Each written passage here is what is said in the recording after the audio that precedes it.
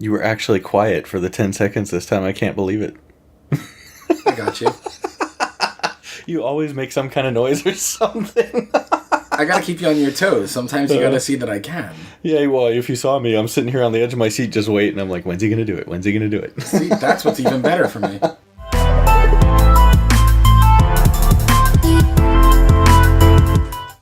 All right, hello, and welcome back to February 2019's edition of Comic Shop Talk. As always, I'm your host, Draconis, and with me today, TJ. What's going on, guys? How can it be welcome back if they just got to February 2019? Well, we have our news segments on Mondays and Fridays that they can check out on the YouTube channel, too. So. Yeah, I know, news, boring. Bah. News, what's that? Well, we're going to talk about news. Just comic-related cool news. Yeah, cool news. There you go. Let's just start out. We're going to come right at you with The Second Coming. Yes. So, I don't know if you guys have heard about this. We didn't bring it up in the last show, I think, between the holidays and all that. But, yeah, DC is doing a new series, or Vertigo, rather, I should say, is doing a new series called Second Coming. The long and short of this is Jesus, he comes back from his holy mission by God to learn what it takes to be the true Messiah of mankind. And he does so by being roommates with the world's greatest superhero, Sunman, the last son of Crispix. But when Christ returns to Earth, he's shocked to discover what has become of his gospel, and now he aims to set the record straight. I think this is ridiculous, and ridiculous in all of the best ways. I am a bit of a lapsed Catholic. I grew up that, but I can also see when you can take the piss out of this and have a little fun with it. So I think this is going to be super funny. I'm sure that there are a lot of people who are going to be offended by this, but I gotta tell you, I think this is ridiculous enough where you can have a little fun with it. Well, you say that you're sure there's going to be a lot of people. From what I was reading, there's already a petition started to pull this from their release schedule, which I doubt they're going to do, but... This is my shocked face. Yeah. Oh, man.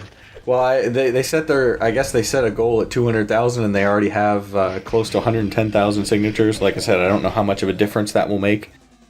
We'll see where it goes, but the creative team on that book is pretty solid. It's Mark Russell is writing it, Richard Pace is the artist on it, and the first two covers, Amanda Connor, who's a fan favorite here, does the main cover, and Tom Fowler does the variant cover. So, I don't know. I mean, your mileage may vary on something like this, clearly, but I think it's kind of fun to have a little bit of a smart-assery with this. So, see what happens. I think that's really the key here is you know, these guys have stumbled onto or created a story. You know, they have a story that they want to tell. They want to have a little bit of fun with it.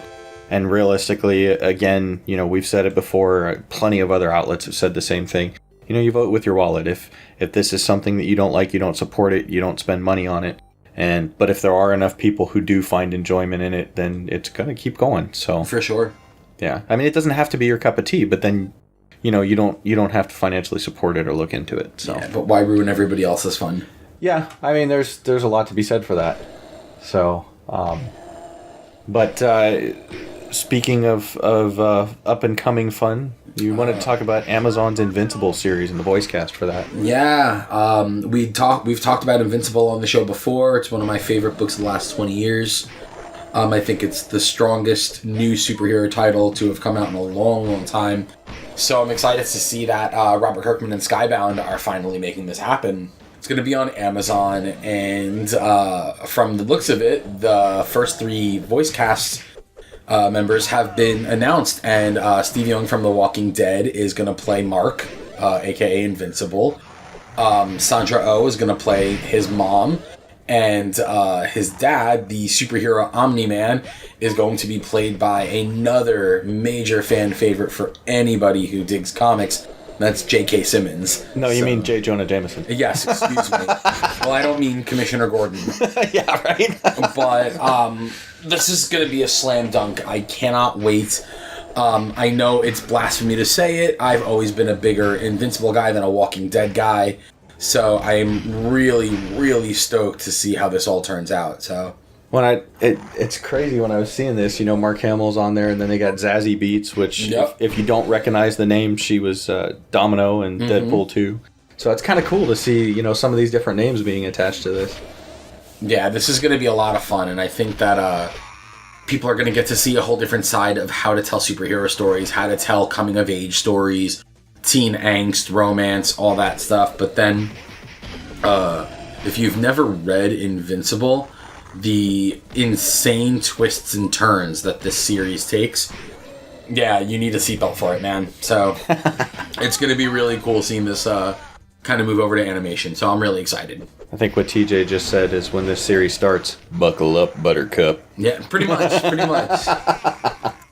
All right, and from that we'll move on to from something new to a gentleman on his way out the door, so to speak. George Perez has announced his retirement from comics. Yeah, I am.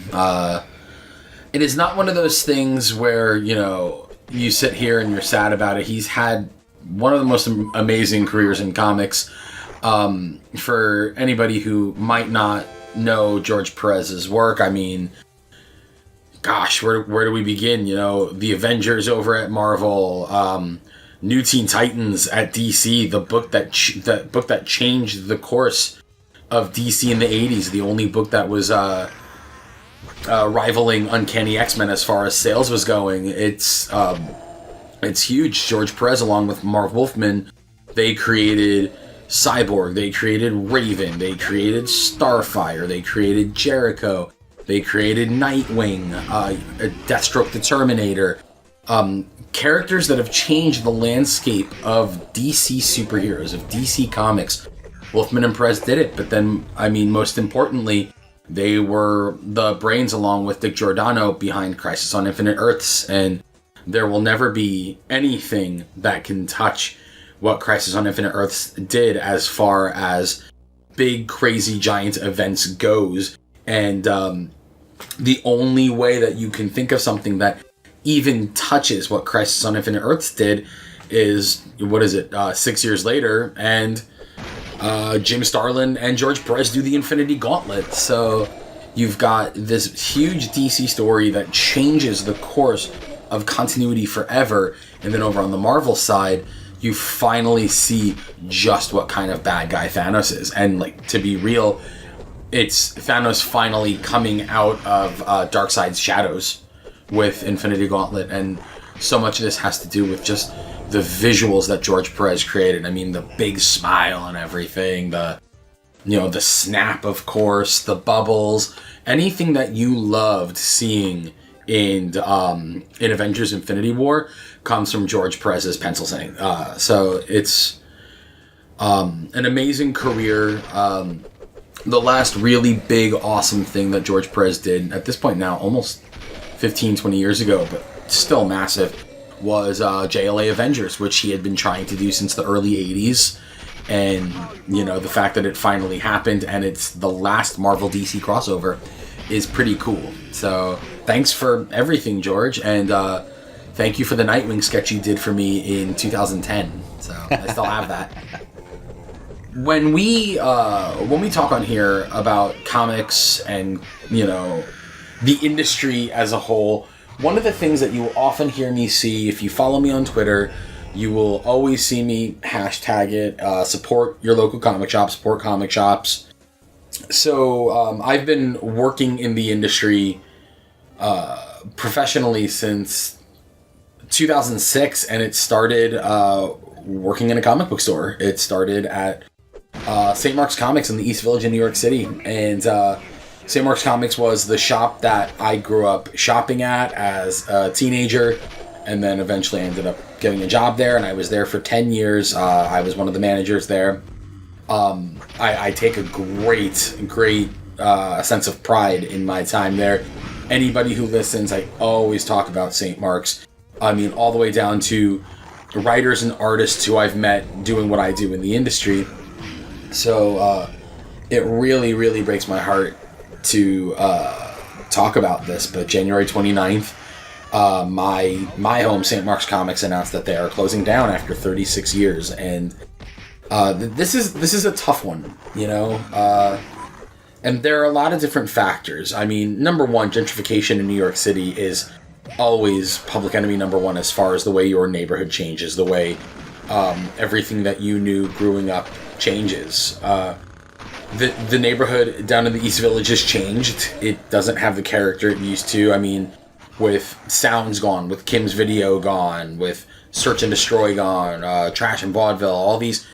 well, Search and Destroy I think is still there, but Trash and Vaudeville was another one. All these stores that had been there for years, and they're all gone, and now it's just, you know, more offices and more, you know, fusion restaurants and all this stuff that you can find anywhere in the city. But this was, you know, this is a tough one. This is my home. And the truth is, whenever comic shops go out of business, everybody always talks about, oh, well, you know, the industry is changing and this, that, and the other. There are two factors when comic shops close down. One, rising rents, and two, and I'm going to call a lot of people out on this, people not picking up their books. You've got these comic shops that sit on stock and people don't come in, they don't buy their comic books.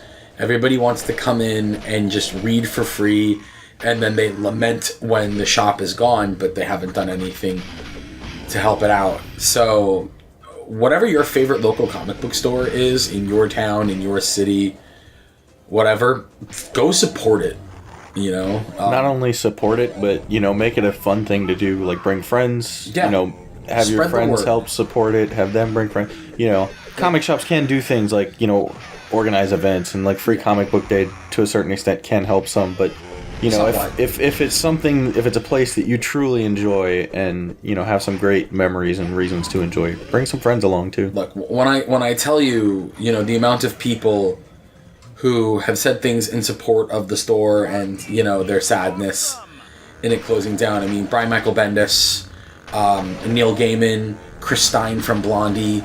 I mean, the list goes on.